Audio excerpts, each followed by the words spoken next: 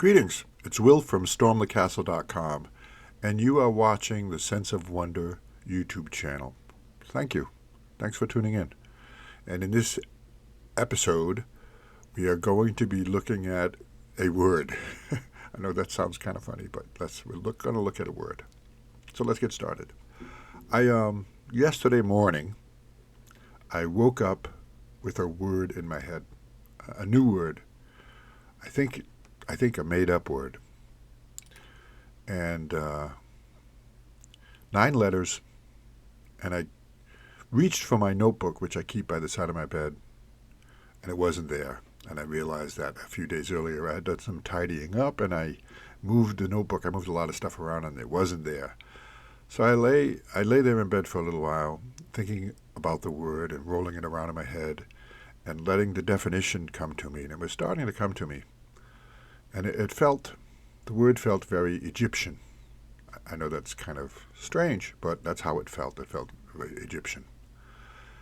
And, anyway, I got up and, started my morning routine. And it was maybe half an hour later when I realized that I had forgotten the word. It totally disappeared into the ether. I remembered it had an Egyptian feel to it, a sound to it, and that it had 9 letters, but I couldn't recall the word. It's a shame. So my advice to you is, and I've done this for a very long time, is to keep some kind of a notebook by your bed, because there's this beautiful thing that happens between the waking world and the sleeping world where there's like a freedom that your mind, your brain is freed, and rather than thinking in the patterns that we normally think in, some new patterns emerge and new things emerge. So keep a notebook if you can, and I keep a notebook that's blank pages, no lines on it, because I often will do sketches and drawings. And I wondered too, where it come from, but it kind of makes sense, and this goes back to how your brain processes things, is that, I had been working for a couple of days on and off on a paper project, an Egyptian obelisk.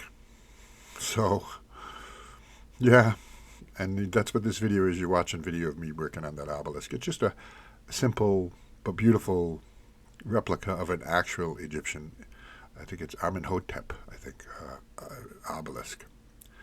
And I will be making that available to you, but it's actually a project for a book that I'm working on. Anyway, so I wanted to say one more thing is, I wonder what kind of dreams Da Vinci had, and when he awoke, did things come to him between what kind of things were between his dream life and his real world life? He's an interesting figure. We all know who Da Vinci is and know a little bit about him, but he was deeply involved in the theater and creating fantastical sets and things for the theater. And so I will be talking more about him, but let me sign off with, and I have more insights because I'm considering writing a book about Da Vinci. I have I believe, some really good insights as to his creativity and how you can use his methods to enhance your own creativity. So stay tuned for that. I'll be talking more about that. Otherwise, let me just sign off by saying this. This channel is about life, adventure, creativity, and never losing that sense of wonder.